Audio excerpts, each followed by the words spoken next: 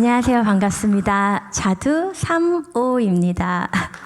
안녕하세요. 야, 내단교회 너무나도 제가 지금 뭘 느꼈냐면은 제가 올라올 필요가 없어요. 너무 성령님의 임재가 가득해서 하나님 저 그냥 앉아서 은혜 받고 싶습니다. 가득 채워지고 싶습니다. 이런 생각을 많이 했는데 야, 이게 웬일입니까? 이 목요일 저녁에 오케스트라가 교회 아니 이게 어떤 일이에요? 진짜 너무나도 놀랐습니다.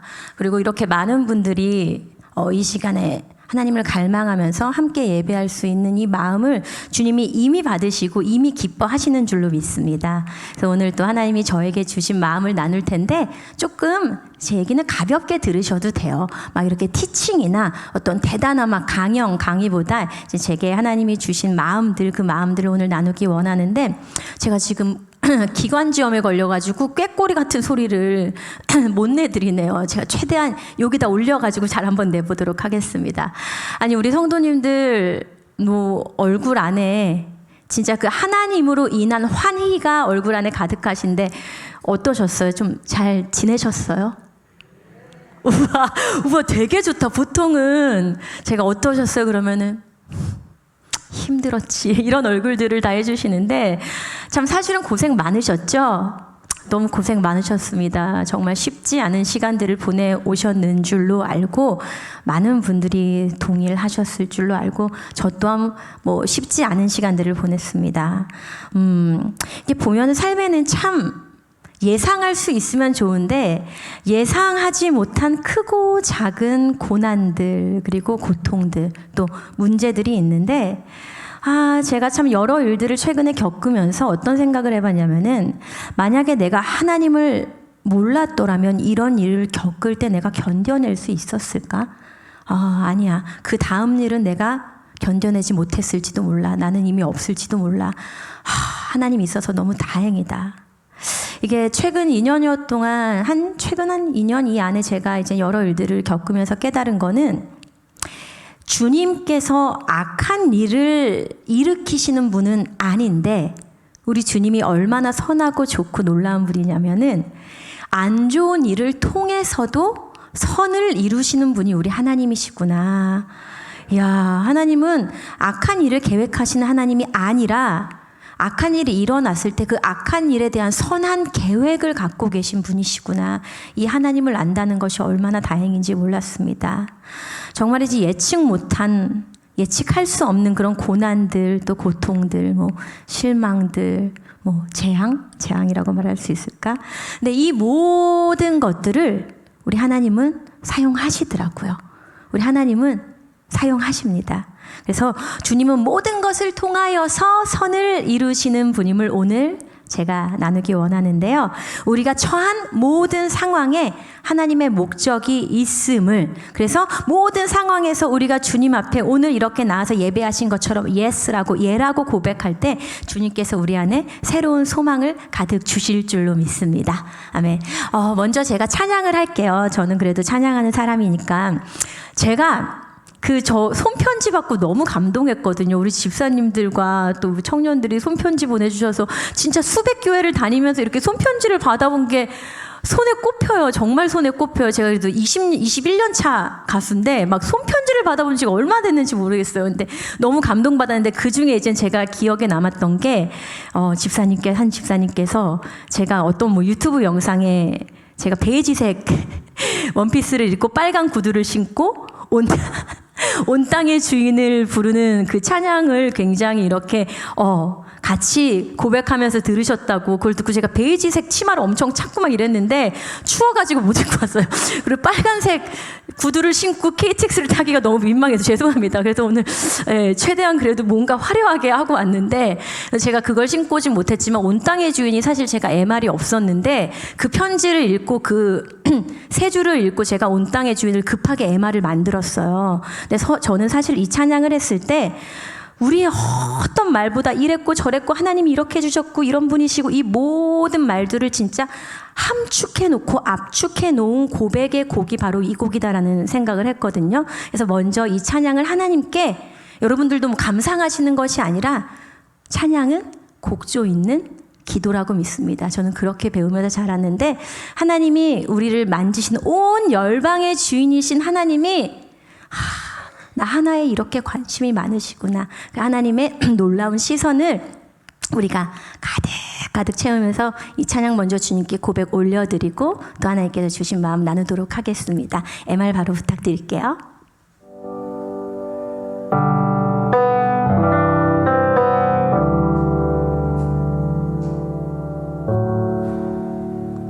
아멘. 아멘입니다. 아멘 주님. 네. 제가 유튜브에서 보셨던 거와는 달리 잔잔하게 피아노 MR을 했는데 이 고백을 할 때마다 참 벅찬 것 같아요. 그렇죠? 온 땅의 주인 되시는 주님이 내 이름을 아시고 나의 상한 마음을 돌보시다니 얼마나 든든해요. 그렇죠? 이렇게 날마다 하나님의 손길 안에 저도 살고 있습니다. 여러분들 어떠세요? 저는 가끔 그럴 때가 있어요. 가끔 나만 빼고 저만 빼고 모두가 되게 행복하게 잘 사는 것 같고 나만 힘들고 세상이 너무 잘 돌아가는 것 같은 때가 있어요. 여러분들 그런 생각 드실 때 없으세요? 좀 가끔 있지 않아요? 그렇죠? 그냥 겉으로 볼 때 그냥 나는 너무 별 볼 일 없어 보이는 그런 환경이라 좀 초라한 마음이 들 때도 있고 그런 것 같아요. 보이기에는 막 이렇게 와서 찬양하고 막 화려한 원피스 입고 막 머리 색깔도 이러니까 막 이래 보이지만 아니요. 제가 느끼기에는 되게 초라함을 느끼고 굉장히 진짜 어려움을 느끼는 그런 순간순간들이 너무나도 삶에는 많은 것 같아요. 참 제가 올해 어리면 어린 건데 막 되게 어리지도 않습니다. 올해 제가 딱 마흔인데 참 많은 일들을 겪으면서 하나님을 만났어요. 어렸을 때부터 일찍 사회생활을 하면서 그냥 모든 것이 다 물거품이 되어버리는 그런 실패도 그런 좌절도 좀 일찍 겪어봤고 또 배신도 많이 당했습니다. 사기도 많이 당했습니다. 세상으로부터 사람들로부터 버려지는 듯한 그런 마음들이 굉장히 힘들었던 때도 있었고요. 그래서 내 존재가 부정당하는 것 같고 또 그러다 보니까 제 자존감도 한없이 무너지고 이 지독한 외로움이 끝날 것 같지도 않고 또 그런 날들이 있었습니다. 그래서 그러면서 이제 하나님을 만나오면서 하나님을 만나면 사실은 어려움이 없을 줄 알았어요. 특히나 제가 이제 어렸을 때처럼 막 활발한 활동을 하면서 나의 명예와 어떤 나의 이익을 위해 살다가 이렇게 딱 목회자 남편이랑 결혼하고 딱 사모라는 어떤 이렇게 호칭과 함께 하나님을 위해 살면 저는 모든 것이 영화롭게 막 진짜 아름답게 펼쳐질 줄 알았는데 어려움은 계속해서 있더라고요. 작년에 제가 제 남동생을 먼저 천국으로 이사를 보내고 또 이제 그 슬픔이 채 가시기 전에 올해 또 가장 친한 20년 지기 친구를 또 먼저 보내고 이 너무 많은 폭풍들이 제 삶에 이렇게 막 몰아쳤어요. 그래서 사실은 이렇게 다시 웃으면서 찬양을 할 수 있을지 몰랐어요. 조금 시도를 했는데 올해 초까지는 안녕하세요 하면 눈물이 나서 감당이 안 돼가지고 하나님 아직은 때가 아닌 것 같습니다 이러고 있었는데 주님께서 또 힘을 주시더라고요. 행복해서 기쁜 것이 아니라 즐거워서 기쁜 것이 아니라 슬프지 않아서 기쁜 것이 아니라 너무 슬프고 너무 그립고 너무 힘들고 너무 절실한데 기쁨을 하나님이 다시 주시더라고요. 그것을 발견하게 하시는 시간들이 있었습니다. 제가 정말 다시는 일어날 수 없을 것만 같은 일들이 제 삶에 막 일어나는데 이게 아까도 얘기했지만 하나님을 몰랐으면 견뎌낼 수 있었을까 그런 생각이 계속해서 많이 들었어요. 이게 하나님 없이 어려운 건 정말 끝인데 어려울 때 하나님을 아는 것은 능력이 되더라고요. 다시 한번 말씀드리자면 어려울 때 하나님을 아는 것은 능력입니다. 그것이 능력이더라고요. 참 온갖 종류의 고통이 우리 삶에는 있구나. 제가 조금 이렇게 그 고통을 고난을 이제서야 배우면서 가게 됐는데 참 제 오해들이 하나님을 향한 오해들이 많았다는 것을 깨달았어요. 제가 여러분들께 한번 질문을 한번 해보겠습니다. 여러분들 좋은 일은 좋은 기독교인들에게 일어나고 나쁜 일은 나쁜 기독교인들에게 일어날까요? 성숙하셔 역시. 그렇죠? 근데 저도 예전에는 그렇게 대답해요. 당연히 아니죠. 당연히 아니죠. 근데 나에게 나쁜 일이 일어나니까 무슨 생각부터 드냐면요. 아니 내가 뭘 잘못했나? 하나님 나한테 왜 그러시지? 하나님 어떻게 이럴 수가 있지? 그런 원망과 불평의 말부터 튀어나오는 거예요. 내가 뭘 잘못해서 내한테 이런 고통이 일어났나? 뭘 깨달으라고 하나님이 나한테 이런 고통을 주시나? 막 그런 하나님에 대한 오해들이 막 생기는 거예요. 근데 여러분들의 대답이 옳습니다. 그쵸, 목사님? 맞죠? 맞아요. 성경에 보면 그렇게 말하고 있지 않아요. 성경에는 고통이 모두에게 일어난다고 나와 있더라고요. 참 읽기 싫었어요, 이 말이. 진짜 고통 좀 없으면 좋겠다 이 생각을 했는데, 우리가 나쁜 그리스도인이기 때문에 우리에게 나쁜 일이 일어났다, 이건 정말 잘못된 이해라는 것을 제가 깨닫게 되었습니다. 왜 욥이 고통을 당할 때 그 욥의 친구들이 막 네가 뭘 잘못했기 때문에 네가 똑바로 해야 된다고 막 그런 식으로 막 어쨌든 너의 잘못 때문에 이제 네가 고통을 당하는 거다 막 뭐라 했잖아요. 그렇죠? 대단한 사람들일 것처럼 막 조언을 했는데 그 욥기 마지막서에 보면 얼마나 시원해요. 하나님이 막 와가지고 그런 욥의 친구들을 막 나무라시잖아요. 그리고 또 야고보서를 보니까 제가 야고보는 그러니까 쉬운 말로 하면 좀 그런 생각을 고쳐라. 저는 막 그게 저한테 막 들리는 막 얘기인 것 같았어요. 야고보서를 보는데 고통을 올바르게 이해하는 것이 얼마나 중요한지 야고보가 얘기를 하고 있더라고요. 이 복음서를 보면은 참 여러분들 그런 생각해 보셨어요? 예수님이요. 이게 너무 당연하게 우리가 예수님의 십자가를 이렇게 받아들이지만 예수님이 죄가 없으실 때 예수님에게 가장 최악의 일이 일어난 거잖아요. 그렇죠? 어떻게 보면은 예수님의 가장 선하신 때에 가장 최악의 일이 일어난 거더라고요. 이거를 그냥 이렇게 딱 봤더니 그게 무슨 얘기일까? 이거를 통해서 하나님이 나에게 말씀하시고 싶은 게 무엇일까? 제가 들여다봤더니 그 얘기는 또한 나 또한 우리 또한 최악의 상황일 때 하나님은 선한 일, 최고의 일을 예비하시고 일으키실 수 있는 분이시구나. 보기에는 최악이지만 하나님의 선한 일은 가고 있구나, 펼쳐지고 있구나, 하나님 이런 분이시구나 제가 깨닫게 되었습니다. 그래서 주님이 우리의 고통을 어떻게 보시고 이런 고통을 내가 왜 겪고 있는지 아는 게 굉장히 중요하더라고요. 이 신앙생활을 하는 데 있어서 굉장히 중요하더라고요. 이게 제가 예전에 하나님을 참 안다고 생각하면서도 많이 오해를 했던 게, 제가 다시 그 오해가 어떤 오해가 풀렸냐면은 고난은 원래 하나님의 의도나 하나님의 계획이 아니더라고요. 하나님이 고통이나 고난을 겪도록 계획하신 분이 아니더라고요. 근데 그 계획을 갖고 그 고통을 내가 겪을 때 하나님이 준 것도 아닌데 그걸 하나님이 책임지셔서 하나님이 그 고통에 대한 계획을 나에게 펼쳐주신다는 게 이거 대박이다. 어떤 신이 이래? 어떻게 이렇게 좋을 수가 있지? 제가 하나님을 다시 보게 됐어요. 그래서 우리의 고통은 마치 주님이 우리를 주님께 더 가까이 이끄시는데 하나님이 고통을 정말 잘 사용하실 수 있는 분이구나 제가 깨닫게 되었습니다. 마치 근데 이 말은 주님이 고통을 일으켜가지고 그 고통을 사용해가지고 고통을 통해서 나한테 가까이 와 막 이런 식으로 막 이렇게 낚시하고 뭔가 낚시질을 하는 이런 분이라는 것이 아니라 그냥 이 고통이 주님의 사랑과 주님의 성품과 주님의 은혜를 진짜 한껏 경험할 수 있는 기회가 될 수 있다라는 거. 근데 사실은 그것은 나의 선택에 달려 있다라는 거, 나의 시선에 달려 있다라는 거, 나의 초점에 달려 있다라는 것을 제가 깨닫게 됐습니다. 그래서 고통 속에서 고통이 지속되고 있지만 고난이 끝나고 있지 않지만 이 안에 하나님의 목적이 있다라는 것을 발견하게 되면 소망이 있고 소망이 발견되고 고난 중에 있음에도 평안이 있고 기대감이 있더라고요. 너무 힘든데 진짜 끝내버리고 싶고 진짜 다시는 이게 진짜 끝날 것 같지 않은 그런 고통인데도 기대감이 생기더라고요. 이거 하나님이 주시는 평안이구나. 이게 소망이구나. 그래서 고통은 거절의 사인이 아니라 목적을 향한 과정인 줄로 믿습니다. 다시 한번 얘기할게요. 고통은 거절의 사인이 아닌 목적을 향한 과정인 줄로 믿습니다. 아까 본문을 굉장히 은혜롭게 읽어주셨어요. 근데 제가 그 본문을 조금 쉬운 버전으로, 쉬운 성경으로 한번 읽어볼게요. 귀에 쏙쏙 들어오실 거예요. 자, 제가 읽어보겠습니다. 그러나 다윗이 사울에게 말했습니다. 왕의 종인 저는 내 아버지의 양떼를 지키던 사람입니다. 사자나 곰이 나타나서 양을 물어가면 저는 그놈을 공격하여 그 입에서 양을 구해냈습니다. 그놈이 저를 공격하면 저는 그놈의 턱을 잡고 때려 죽이기도 하였습니다. 왕의 종인 저는 사자와 곰도 죽였습니다. 할례받지 않은 블레셋 사람인 골리앗도 제가 죽인 사자나 곰과 같은 꼴이 될 것입니다.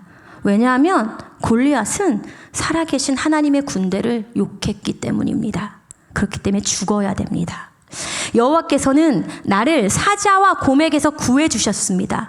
여호와께서는 나를 이 블레셋 사람으로부터도 구해 주실 것입니다.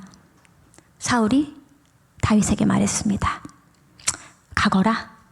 여호와께서 너와 함께 하시기를 빈다. 네, 이 본문이었습니다. 이걸 제가 왜 읽었냐면요. 이 본문을 제가 오늘 왜 가져왔냐면요. 여러분들 이 본문을 보면요. 다윗이 처음부터 애초에 막 시작할 때 어렸을 때부터 처음부터 내가 나중에 골리앗을 무찔러야지 하는 목적을 갖고 살았었나요? 아니에요. 근데 되게 잘하신다. 마치 저랑 같이 이거 본문 준비하신 것처럼 대답을 어떻게 이렇게 막 쏙쏙 하시지? 아유, 너무 감사합니다. 이렇게 반응해 주셔서. 근데 맞아요. 대답하신 것처럼 다윗이 처음부터 나중에 골리앗이라는 어떤 골리앗을 쓰러뜨려가지고 내가 사울은 천천히요, 내가 만만히요, 내가 그거 연습하기 위해서 내가 진짜 지금부터 이제 사자랑 곰으로 연습하자 뭐 이런 목적으로 사자랑 곰을 죽였던 게 아니라고 나와요. 그렇죠? 전혀 그런 게 나와 있지 않아요. 사자와 곰을 죽인 목적이 이 본문 안에 있더라고요. 왜 사자랑 곰을 다윗이 죽여야 했을까요? 보면은 양을 보호하려고. 그렇게 아니에요. 양을 보호하기 위해서 사자와 곰을 그냥 죽였대요. 죽일 수밖에 없었대요. 근데 양을 왜 보호해? 양을 보호하는 목적은 뭐래요, 다윗이? 아빠 거니까. 양 아버지 거니까. 그냥 아버지 것이었기 때문에 자기는 이제 이거를 그냥 목숨 걸고 완전히 그냥 막 턱을 잡고 죽여야 됐던 막 이렇게 뭔가 얘는 그냥 그렇게 살아왔던 거예요. 근데 이 삶 안에는 다윗조차 몰랐던 더 큰 하나님의 목적이 사실은 시작되어 있었던 거죠. 그렇죠? 하나님은 계획하고 계셨던 거예요. 훗날 골리앗을 무찌르는 큰 목적이 사실은 다윗의 별 볼 일 없는 그냥 양 보호하기 위해서 아빠 소유인 양 보호하기 위해서 사자곰 무찌르던 그 별 볼 일 없는 그냥 말이 이게 그거 허구한 날 그냥 맨날 하는 일 똑같이 하는 거예요. 그냥 맨날 밥하고 설거지하고 그냥 해야 되니까 약간 그런 느낌인 그렇죠 목사님? 그런 느낌으로 했을지도 몰라요. 뭐 맨날 다윗이 막 저는 다윗이 막 맨날 이랬을 것 같지 않아요?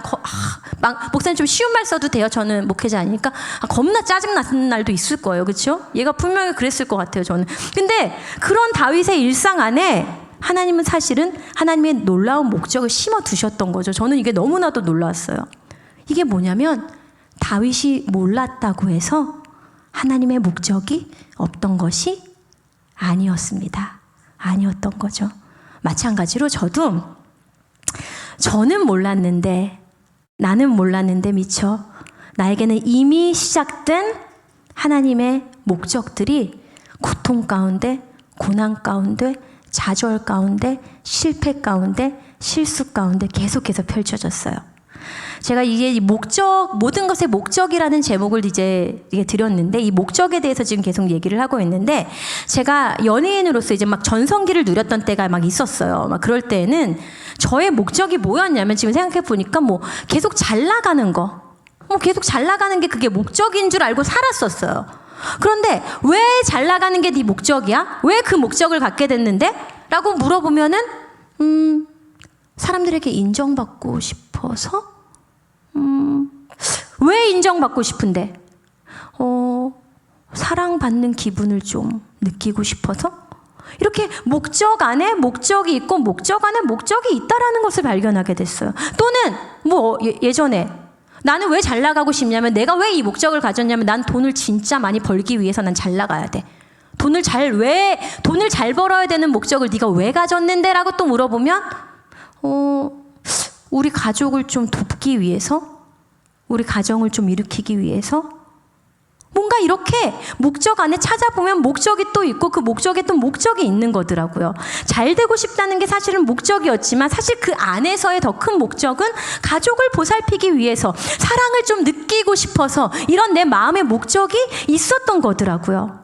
여러분들 그런 적 있으세요 혹시? 마치 꿈에서 이렇게 자다가 꿈에서 깼는데 또 꿈이야. 꿈 안에서 꿈꾼 것 같은 그런 기분 뭔지 아세요? 마치 그런 것처럼 목적도 목적 안에 목적이 있고 그 목적 안에 목적이 있고 목적은 되게 다차원적인 거구나. 하나님의 목적은 계속해서 발견할 수 있는 거구나. 하나가 끝났다고 해가지고 모든 것이 좌절되고 끝나버리는 것이 아니구나를 제가 하나님과 함께하는 여정 안에서 발견하게 됐습니다. 그렇기 때문에 여러분 혹시라도 지금 아니면은 살아오시면서 또 앞으로 목적이나 여러분의 목표나 어떤 비전이나 사명이나 그 어떤 것들 하나가 좌절됐다고 해서 이루지 못했다고 해서 너무 낙심하지 마세요, 여러분들.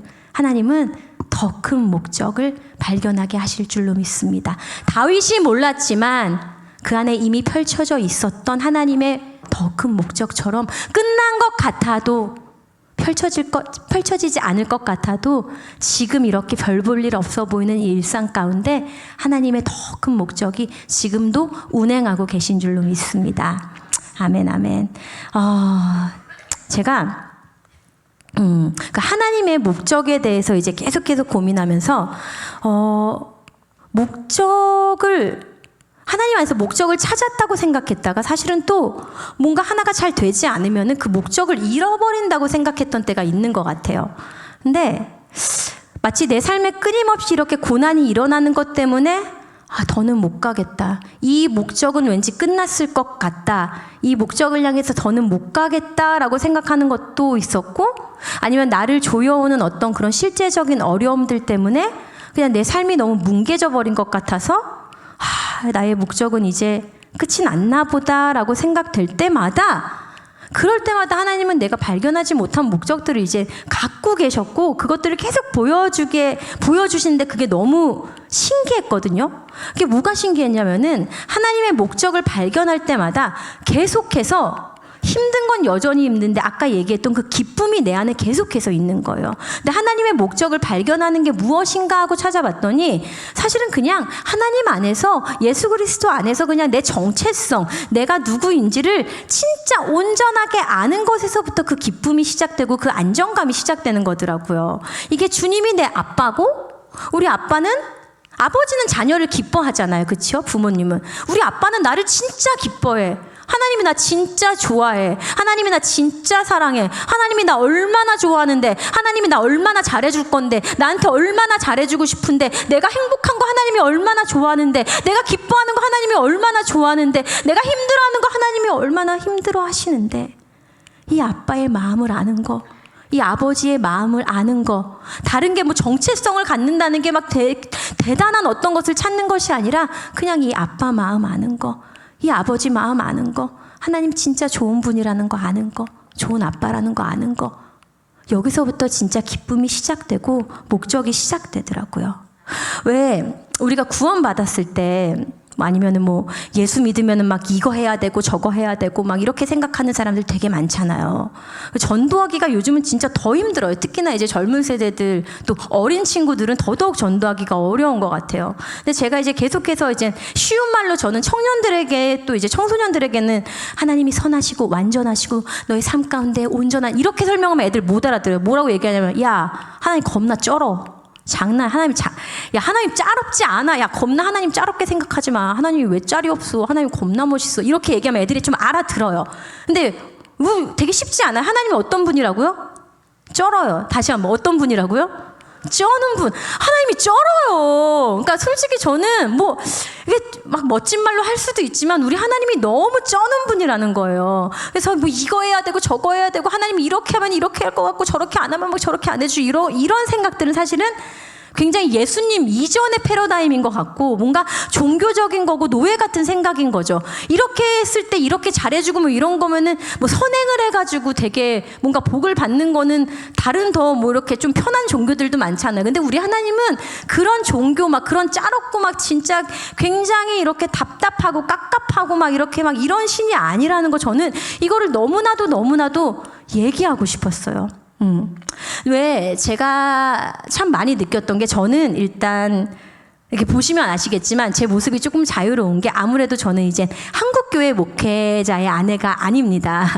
저희 남편은 교포 2세예요. 교포 2세이고 이제 미국에서 나고 미국에서 이제 태어나서 미국에서 자라서 한국말을 잘 못하는 한국 사람이지만 국적이 이제 미국 사람인 그런 교포 2세인데 그래서 저는 이제 경기도에 있는 한 작은 국제교회에서 이제 남편의 목회를 같이 돕고 있는데 제가 남편과 목회를 하면서 이제 8년 차인데 결혼 8년 차인데 저희 교회에는 정말 다양한 나라에서 진짜 열방에 있는 사람들이 오거든요.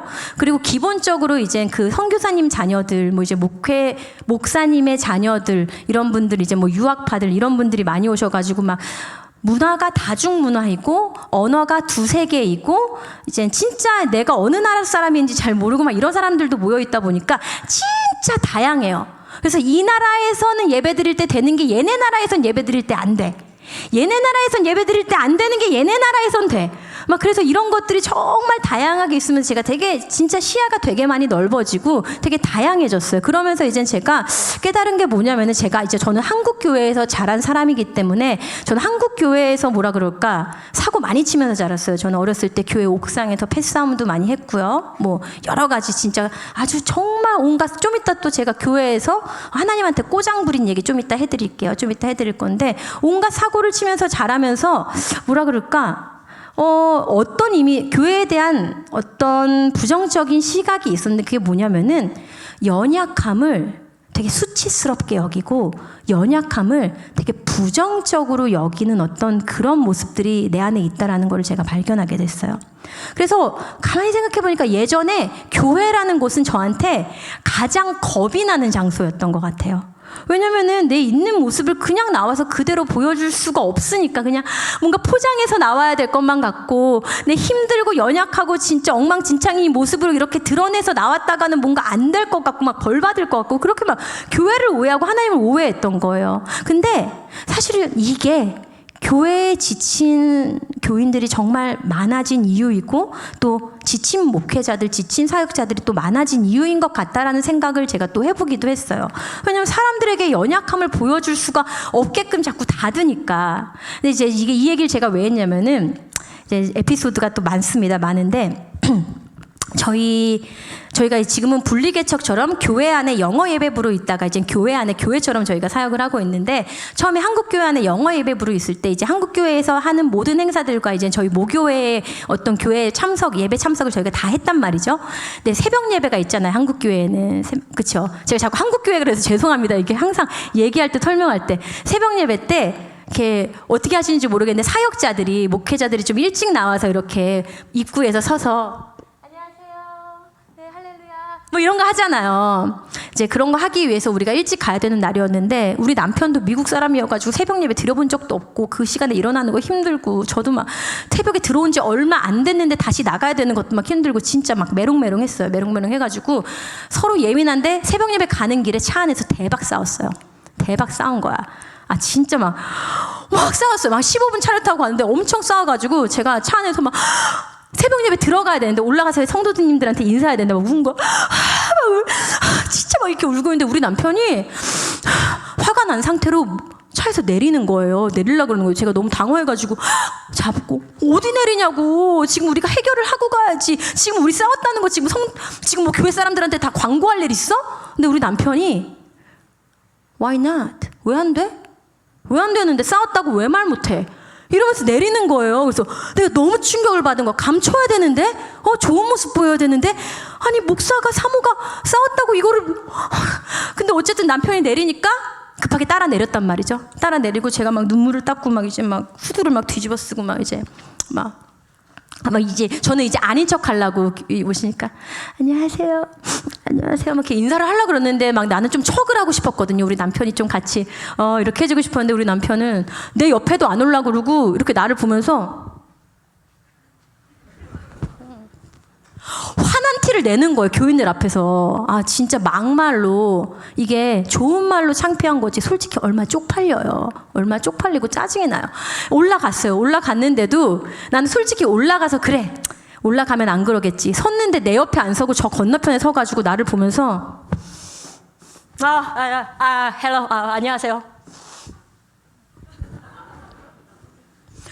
내가 너무 당황을 해가지고 근데 이제 지나가시는 교인이 어머 민망하니까 목사님 사모님 이렇게 아이고 진짜 이거 싸우셨나 봐요 이러는데 나는 아니요라고 대답하려 그랬는데 우리 남편이 네 진짜 크게 싸웠어요. 지금 굉장히 지금 많이 기분 나빠요. 넌 유 끝나고 봐 막 이러면서 화를 표현을 하는 거예요. 근데 야 제가 그 남편을 보면서 그때는 너무 당황스럽고 너무 짜증이 나고 너무 쪽팔리고 근데 우리 남편의 이 자유로움이 어디서 나오는 거지? 이 사람은 이렇게 왜 연약함을 내비치는 거에 대해 어떻게 보면 되게 연약한 거잖아요. 우리 목사님처럼 성품이 좋으신 분은 이렇게 하시겠지만 저랑 우리 남편 장난 아니고 저희 선교지에서도 싸웠어요. 별일 다 했어요. 저희 별일 다 했는데 이게 이 연약함을 저는 항상 꽁꽁 감추고 살아야 하는 것이 교회라고 생각했는데 우리 남편은 이 연약함을 그냥 이렇게 그대로 보여줄 수 있는 거. 근데 나도 저렇게 되고 싶다. 내가 사람들의 시선을 의식하면서 교회에 다니는 것이 아니라 하나님 앞에 그냥 내 연약함을 드러내면서 물론 지금까지 계속 매주 싸우고 이러진 않습니다. 저희도 성숙해져 갑니다. 이거 신혼초의 얘기고 아무 때나 그렇게 막 싸우지 않아요. 지금은 이제. 근데 그때 그게 저한테는 굉장히 큰 임팩트가 있었어요. 그리고 저희 남편은 또 저는 목사님들은 이렇게 뭔가 항상 막 사과하고 항상 이렇게 막 보듬어주고 괜찮습니다. 먼저 가세요. 막 이래야 된다고 생각했는데 우리 남편은 그런 거 없어요. 누가 저한테 뭐라 그러잖아요. 바로 문 열고 내려가지고 영어로 당신 지금 우리 와이프한테 이거 뭐라 그런 거냐고 지금 이 사람이 연약하고 작다고 당신 그렇게 와이프한테 사과해. 우리 와이프한테 사과해요. 근데 못 알아들으시죠? 한국말로 해, 이 자식아! 막 이렇게 얘기하시고 막 항상 그러고 마는데 근데 우리 남편의 어떤 그런 자유함이 저는 이거 다음 세대한테 어쩌면은 교회 안에 조금은 성도님들이 이런 자유함이 있으면 좋겠다. 하나님 안에서 연약함을 보여주는 것이 결코 잘못된 것이 아니고 이 연약함 가운데 하나님의 완전하심이 임하시는 그 자유를 느끼면 좋겠다. 이런 생각들을 제가 해봤습니다. 이 얘기를 제가 또 목적 안에서 어떻게 했냐면은 이 바울 얘기가 나오잖아요. 바울이라는 사람이 참 대단합니다. 이게 제가 요즘 말로 이제 성경을 요즘 말로 저 번역본을 한 5개를 보나 봐요. 이렇게 여러 가지로 보거든요. 그러면서 이 뜻은 뭐지? 이 뜻은 뭐지? 이렇게 했을 때 구어체로 했을 때 이거는 무슨 말이지? 그렇게 읽으니까 성경이 너무 재밌는데 그러니까 이게 바울이 하는 말을 제가 예전에는 이해하지 못했는데 쉽게 얘기하면 바울이 내가 완전하지 않아. 내가 완전하지 않으니까 나한테서 당신들이 마음의 상처를 나한테서 받았다고 해서 놀라지들 마세요. 약간 이런 느낌의 그래서 야, 이 대단한 리더가 어떻게 이렇게 연약함을 자랑한다라는 얘기를 어떻게 하는 거지? 아니 진짜 대단하다 이 생각이 막 들었던 거예요. 근데 왜냐면은 제가 봤더니 왠지 바울은 이 연약함 안에도 하나님의 목적이 분명하게 있음을 연약함 안에도 하나님의 그 완전하신 목적이 있음을 알았기 때문에 연약함을 자랑할 수 있는 이 성숙함까지 이르렀던 게 아닐까 하는 생각을 해봤습니다. 그래서 성경에서는 보면 모든 것을 통하여서 하나님이 선을 이루신다고 나오는 것이 저에게는 새롭게 다시금 그 하나님의 목적으로 다가왔던 것 같습니다. 그래서 제가 발견한 건 주님께서 진짜 기뻐하시는 사람, 주님께서 선택하시는 사람은 스스로 성결하다고 생각하는 사람들이 아니라는 것에 제가 자유함을 느꼈어요. 우리가 교회에 오는 것은 제가 사실 여기에 부족한데 막 강사라는 말도 그렇습니다. 제가 무슨 강사예요. 그냥 수많은 예수님의 증인 중에 그냥 한 명인 거죠. 근데 그러니까 뭐라 그럴까? 그냥 제가 여기 서 있는 것도 여러분이 교회에 오신 것도 저는 우리가 연약하기 때문이라고 생각을 해요. 연약하기 때문에 하나님의 완전하심을 증거할 수 있는 거죠. 그렇죠? 그 하나님 예수님이 진짜 아픈 자를 위해서 이 땅에 오신 거잖아요. 그래서 어떻게 보면 교회에서 혹시 내가 우리 교회에서 가장 상태가 안 좋아 라고 생각하시는 그분 계시다면 그분을 위해서 오신 거예요. 오늘 내가 진짜 가장 엉망이야 라고 생각되는 분이 계시다면 바로 그분을 위해서 예수님이 오신 거라고 저는 믿습니다. 그래서 우리의 그 연약함을 인정하는 것, 그것이 바로 진짜 겸손함이고 하나님은 그 겸손한 자를 기뻐하시고 그렇기 때문에 그 하나님의 마음 때문에, 하나님의 시선 때문에 나의 상태와 관계없이, 나의 상황과 관계없이 나와서 하나님을, 온 땅의 주인 되신 주님을 기쁘게 찬양할 수가 있는 거죠. 그래서 우리가 좋은 그리스도인일 때에도, 또는 좀 나쁜, 좀 안 좋은 그리스도인인 것 같을 때에도 우리는 주님을 찬양할 수 있습니다. 아멘. 네, 우리가 찬양하는 거는요, 내가 연약하지만 나에게 주님께서 은혜를 주시기 때문이에요. 제가 늘 힘이 있어서 막 온 땅의 주인, 이게 아니에요. 주님, 내 상한 마음 아시죠? 온 땅의 주님, 주님, 이 마음으로 나의 연약함을 또 고백하기 때문에 찬양할 수가 있는 거죠. 그래서 우리가 진짜 연약함 속에서 주님께 다가갈 수 있었으면 좋겠습니다. 주님의 사랑을 경험하고 주님의 목적을 발견할 수 있으면 좋겠습니다. 제가 아까 전에 그 꼬장 얘기, 하나님 앞에 꼬장 부린 얘기 해드린다 그랬잖아요.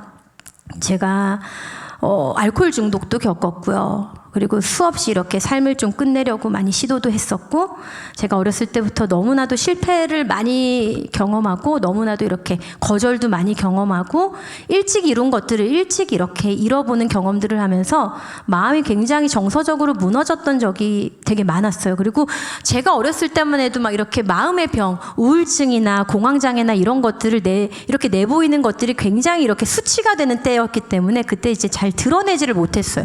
병원에 가는 것도 되게 수치스러운 일이었고, 내가 힘든 거를 감춰야 되는 그런 때였기 때문에 그때 제가 다 무너져갈 때 이제 결국 그때 하나님을 몰랐기 때문에 어떠한 것도 드러낼 수 없을 때 제가 의지한 게 뭐였냐면요. 뭐였겠어요? 술. 그러니까 술을, 원래는 제가 유흥의 왕이었거든요. 진짜 노는 거 좋아하고 술을 마시면 제가 연예계에 숨어있는 주당이었어요. 말술이었어요. 들어가도 술이 그냥 세상 맛있어, 세상 재밌어, 세상. 고개를 많이 끄덕이시네요. 세상 맛있으셨죠? 네, 그래서 저도 그랬어요. 세상 술이 맛있었어요. 세상 좋았어요.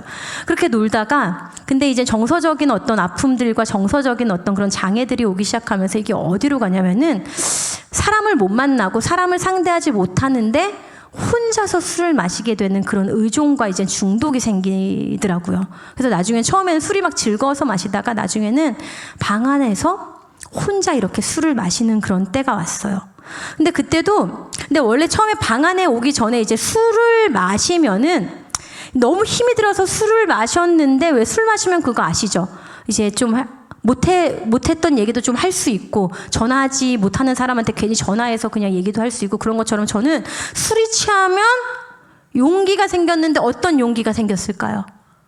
교회 가야겠다. 술이 안 취하고서는 내 연약함을 보여주지 못하니까 교회에 차마 내 죄들 때문에 못 가겠는데, 뭐가 걸릴까봐 술을 마시면은 잘됐다. 하나님한테 얘기를 해야겠다. 하나님, 내가 오늘 하나님 만나야겠다. 그래서 술을 이빨 마셔요. 술 이빨 마시고 딱 나와가지고 이제 택시를 타려고 딱 이러고 있는데 빨간색 십자가가 보이면은 어떤 교회인지 몰라요. 내 교회도 아니야. 우리 교회도 아니야. 교회를 다니던 때도 아니야. 그 교회를 들어갑니다. 들어가서 기억도 안 나요. 하나님! 안녕하세요. 제가 왔습니다. 기가 막히죠. 그럼 들어가면 항상 잔잔한 음악 나오고, 이렇게 우리 어머니들이 주여 아버지 하나님 기억하고 막 기도하고 계시는데, 제가 하나님 주여 아니 저는 그게 또 너무 신기한 게, 만약에 한 교회라도 저를 그때 내쫓았다 하면 저는 지금 이 자리에 없었을 거예요. 근데 아무도 나를 내쫓지 않고 내가 거기서 소리를 지르는데도 그냥 기도를 하셨어요. 가는 데마다. 그래서 어느 날은 그냥 막 가서 운 적도 있어요.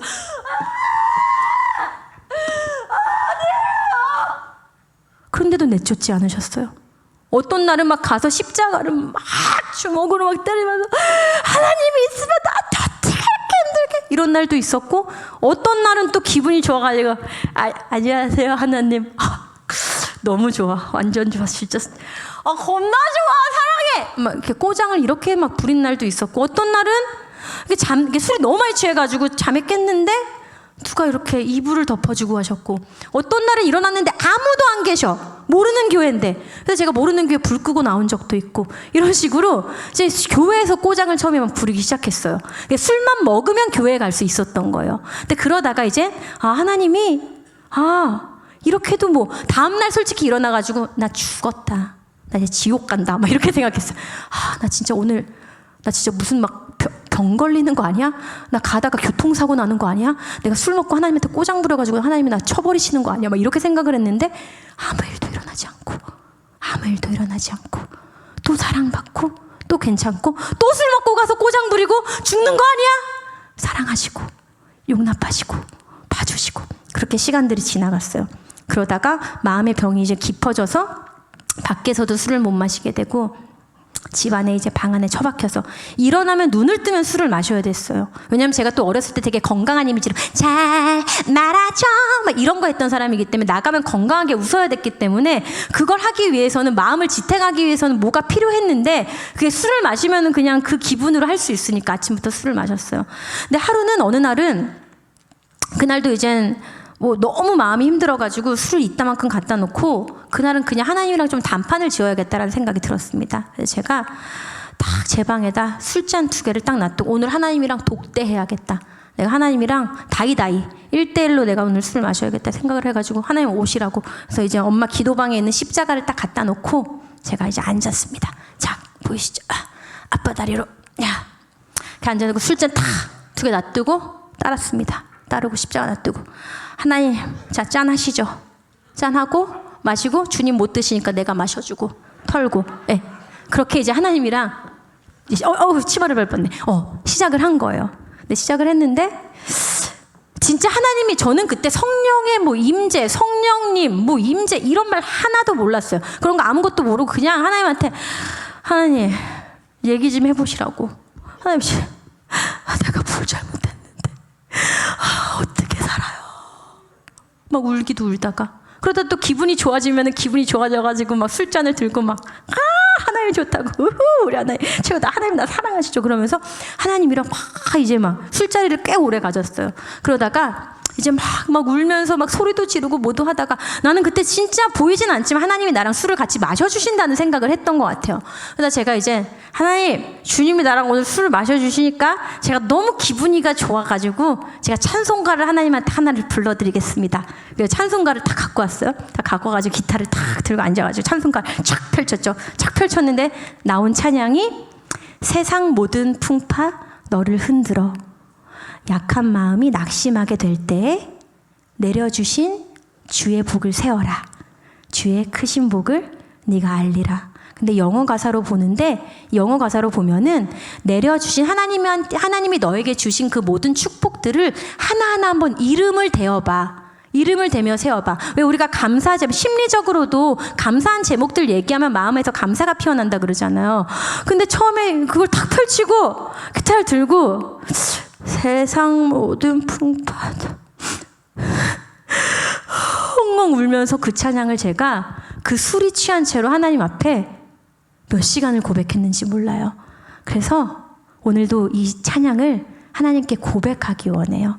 여러분들 혹시라도 연약함 때문에 하나님을 마주하지 못하는 분이 계시다면은 하나님을 마주하실 수 있는 용기가 제 얘기를 듣고, 술을 마시고 나오시란 얘기가 아니에요. 그렇죠? 술을 마시고 내당교회 오셔서 꼬장을 부리세요 이런 얘기 절대 아니에요. 제발 제 말을 오해하지 마세요. 그거 아니고 저는 좀 특이한 케이스고, 그렇죠? 간증에는 2가지 종류가 있어요.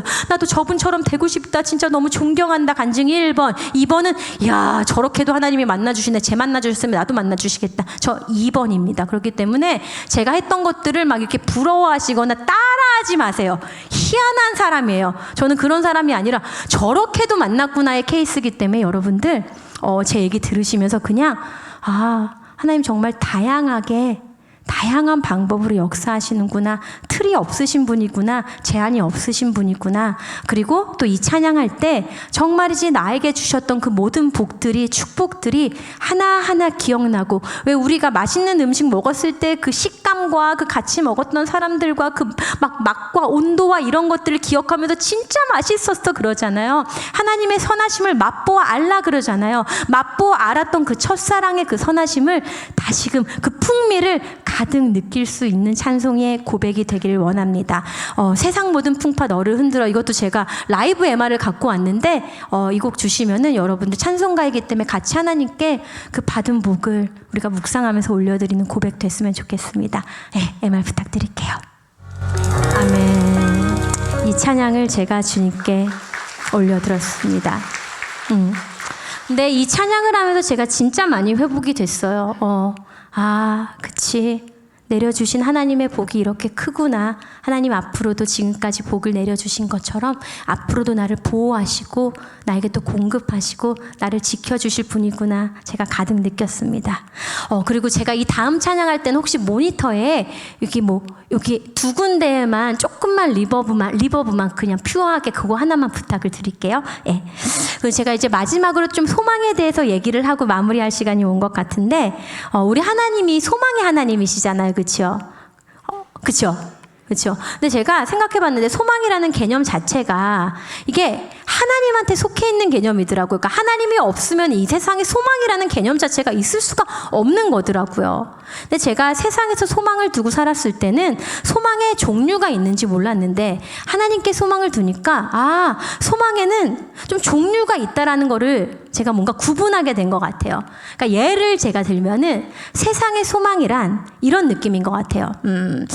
내일 날씨가 좀 좋으면 좋겠다. 그렇죠? 내일 날씨가 좋기를 소망해요. 날씨가 좋아야 되는데, 그런데 어쩌면 날씨가 좋지 않을 수도 있어. 날씨가 좋지 않으면 어떡하지? 날씨가 안 좋으면 어떡하지? 이렇게 불확실성이 있어요. 세상의 소망이란 그런 거더라고요.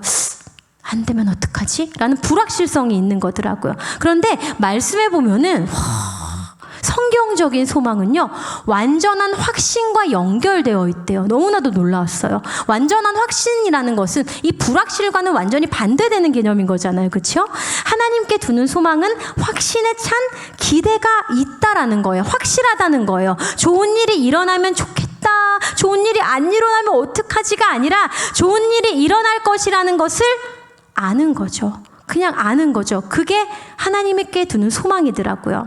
이게 제가 병들었던 제 마음을 들여다보니까, 그러니까 하나님 이외에 솔직히 소망인 줄 알고 다른 곳에 심어두었던 소망들이 정말 많이 발견이 되더라고요. 뭐라 그럴까? 근데 제가 이거를 왜 발견을 못했었냐면은, 제가 소망을 두었던 거는, 그러니까 저의 우상은 나빠 보이는 것들이 아니라 사실은 좋아 보이는 것들이었어요. 왜 나쁜 것에 중독되면 나쁜 거니까 빨리 알아챌 수 있는데, 좋은 것에 중독되면 그게 중독인지 모르는 것과도 같았어요. 비전, 꿈, 결혼, 어쩌면 사역, 때로는 진짜 그렇게 하나님의 일까지도 하나님보다 제가 더 앞서게 생각했던, 내가 우상처럼 여겼던 것들이 제 안에 되게 많이 드러났어요. 그래서 그게 어떻게 드러났냐면은, 내가 계획하고 내가 생각했던 것처럼 풀리지 않으면 너무 좌절하게 되는 거예요. 너무 공허해지는 거예요, 이게. 근데 그것들이, 그 꿈과 비전과 그런 것들이 나빠서 그런 게 아니라, 그 자체가 나빠서 그런 게 아니라, 그냥 내가 원하는 대로, 내가 바라는 대로, 내가 소망하는 대로 흘러가지 않았다는 그 낙심이 그냥 내 영혼을 상하게 하는 거였더라고요. 그래서 저는 어쩌면은 소망한다 하면서 사실은 속으로 걱정된다 하고 살고 있던 거더라고요. 그렇다면 대체 소망을 어떻게 둬야 되는 걸까요? 여러분들 소망을 어떻게 둬야 되는 걸까요? 어디에 둬요, 우리 소망을? 소망을 두라고 그렇게 이게 알겠는데 어떻게 소망을 둬요? 제가 쉬운 예를 하나를 들어드릴게요. 자, 이게 어른들이 많이 계시니까 제가 드는 예가 이게 어떨지 모르겠는데, 예를 들어 이제 우리에게 주어진 수학 문제가 어려운 이제 산수 수학 문제가 있다고 쳐요. 굉장히 어려운 수학 문제를 우리가 풀어야 돼요. 그런데 제가 이제 수학 문제를 이제 앞두고 있는데 저를 도와줄 수 있는 사람이 두 사람이 있어요. 자, 첫 번째 사람은 누구냐면은 그냥 일반적인 어떤 수학 수준을 가진 사람이에요. 그냥 좀 풀 수 있어. 이런 사람이 있고, 자, 두 번째 사람은 어떤 사람이냐면은 수학 천재야.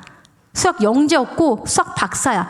그냥 수학을 만들어내는 사람, 수학의 신이야. 장난 아닌 사람이야. 자, 이 두 사람이 저를 도와줄 수가 있습니다. 근데 자, 제가 만약에 이 두 사람이 있는데 첫 번째 사람, 일반적인 수학 수준의 사람에게 저의 소망을 둘 경우는 어떨까요? 이 사람이 풀 수 있을까? 틀리면 어떡하지? 진짜 아는 게 맞나? 잘 모르는 거 아니야? 라는 불확실성이 있을 거예요. 근데 제가 만약에 이 두 번째 수학 천재에게 제가 소망을 둔다면 저는 어떨까요? 오씨, 당연히 풀지. 이 어려운 문제 당연히 풀지. 장난 아니야. 수학 천재인데. 끝나서 저 사람이 도와주면 끝이야. 라고 확신에 찬 기대가 있겠죠. 이 두 종류라기보다 이 두 사람의 차이가 무엇일까요? 이 소망의 차이가 무엇일까요? 소망을 어디에 두느냐, 누구에게 두느냐더라고요. 그렇죠? 누구에게 소망을 두는가가 진짜 어떻게 소망을 어떤 소망을 어떻게 이거보다 누구에게 두는지가 정말 중요하다라는 것을 제가 깨닫게 되었습니다. 그래서 세상은 다른 것들은 우리가 소망을 두기에 너무 불확실해요. 왜냐면은 소망을 두는 대로 계속해서 우리를 압박할 거고 계속해서 우리는 만족을 느끼지 못할 거예요. 정말로. 지금도 계속 속삭이면서 막 청년들도 얼마나 많이 막 압박을 받아요. 막 이런 나이쯤에는 막 결혼해야 되고, 이쯤 됐으면 막 이 정도는 장만했어야 되고, 이쯤 됐으면 취업했어야 되고, 막 이쯤이면 이런 집에 살아야 되고, 이쯤이면 이런 차를 타야 되고, 막 이쯤이면 막 이렇게 막 세상의 어떤 패턴들, 내가 소망을 두는 세상의 패턴들을 따라가다 보면은 막 따라가야 된다라는 막 압박감을 느끼면서 그 불확실성 속에서 막 정신을 못 차리고 살게 되는 거죠. 그런데 하나님을 알게 되면 하나님의 계획 안에 하나님의 목적이 있고, 그 목적은 하나님의 완벽한 타이밍에 펼쳐진다라는 것을 하나님이 알게 하시더라고요. 그래서 하나님이 저를 계속해서 격려하셨습니다. 그냥 계속해서 위로하셨어요. 계속해서 일으키시는 거예요. 딸아, 너의 타이밍을, 너의 그 시간을 다른 사람들의 시간과 비교하지 마. 그럴 필요가 없어. 너의 속도를 다른 사람들의 속도랑 비교하지 마. 그럴 필요가 없단다. 너는 지금 이 속도가 너에게 맞는 속도이고, 지금 이 시간이 너에게 가장 맞는 시간이고 가장 좋은 시간이야. 나는 너를 잊지 않았단다. 너를 향한 나의 때가 있단다. 매번 하나님은 그렇게 저를 일으키셨습니다. 그래서 지금 다 이해할 수 없어도, 지금 다 보이지 않아도 너무 자유로워질 수가 있는 거예요. 그러니까 하나님의 목적이 내 삶 안에 있다라는 걸 아니까요. 하나님을 아니까요. 하나님이 진짜 선하시고 신실하신 분이라는 것을 내가 아니까요. 내가 완벽하지 않아도 나를 완벽하게 사랑하시는 하나님이라는 것을 아니까요. 가장 친절하고 가장 현명하고 인류 역사상 단 한 번의 실수도 하지 않으신 하나님이 내 편이라는 거를, 나의 아버지라는 거를 내가 아니까요. 자유로워질 수가 있는 거더라고요. 그래서 우리의 생각으론 때론 하나님이 늦으시는 게 아닌가? 하나님이 잊으신 게 아닌가? 라는 생각이 들 때에도 여러분, 하나님의 계획 안에, 하나님의 목적 안에 여러분은, 저는, 우리는 제 시간에 있습니다. 하나님의 계획 안에 제 시간에 있는 줄로 믿습니다. 그런 여러분들, 하나님께 소망을 두고 그 목적으로 다시금 일어나시면 좋겠습니다. 이제 마지막으로 찬양을 몇 곡 하면서 좀 이제 마무리하고 목사님과 함께 이제 기도하기 원합니다. 여러분들, 좋으신 하나님, 이 찬양 다 아시나요? 이 찬양이 일단 먼저 하나님께, 이게 후렴구에 나오고 이제 외국곡을 제가 이제 번역을 해서 가져왔는데, 그 나를 향한 그 하나님의 크신 사랑과 자비, 진짜 나는 연약하고 자격 없지만 하나님이 그 진짜 보혈로 나를 의롭다 하시고 나를 살려주셨구나. 얼마나 좋으신 하나님인지 우리가 묵상하면서 이 찬양 같이 하나님께 올려드리고 싶은데 여러분들 어떻게 같이 찬양하실 준비가 되셨나요?